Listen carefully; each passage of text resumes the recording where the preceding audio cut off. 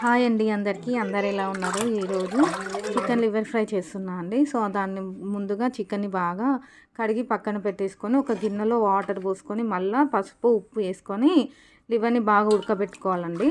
ఒకసారి మొత్తం కలిపేసి మంచిగా ఉడకబెట్టుకోవాలి లివర్ని. ఇలా బాగా ఉడికిన తర్వాత అది ఉడికిందో లేదో మనము ఒక ముక్క తీసి చూసుకుందాము.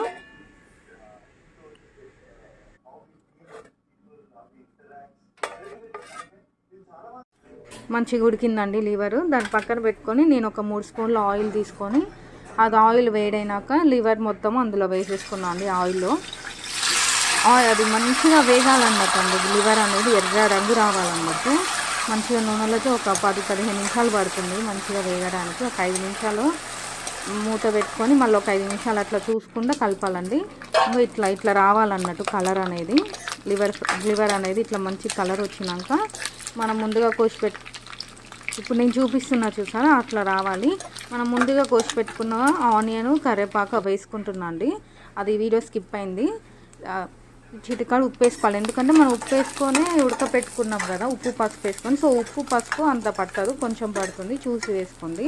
ఇలా మంచిగా ఉల్లిగడ్డ మంచిగా వేగిన తర్వాత అల్లం పేస్ట్ వేస్తున్నా, 1 స్పూన్ అల్లం పేస్ట్. అది కూడా మంచిగా కలుపుకొని ఒక చిటికెడే పసుపు వేసుకున్నా అండి. అది కూడా మంచిగా కలిపెట్టుకున్న తర్వాత మనకు రుచికి తగ్గట్టు కారం, అంటే మనకు టేస్ట్ ఎంత కారం తింటారో అంత. నేనైతే ఒక 2 స్పూన్లు వేసాను, మీ ఇష్టం అది.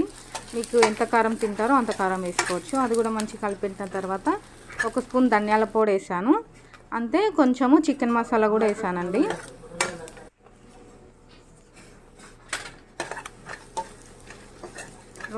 ఒక 5 నిమిషాల తర్వాత కొబ్బరి పొడి కూడా వేసాను, చూస్తున్నారుగా అంతే. కొంచెమే కొబ్బరి పొడి అండి. అది కూడా మంచిగా కలుపుకోవాలి. కలుపుకున్న తర్వాత ఒక 5 నిమిషాల తర్వాత మనం గుప్పెడంతా కొత్తిమీర వేసుకోవాలి లాస్ట్లో. అది లాస్ట్లో కొత్తిమీర వేసుకొని కలుపుకున్నాక మనకు ఆ నూరుగా ఉంది చూసారా, అది అంత ఉండదండి, మంచిగా ఫ్రై అయిపోతుంది మొత్తము. మీరు లాస్ట్లో చూడొచ్చు.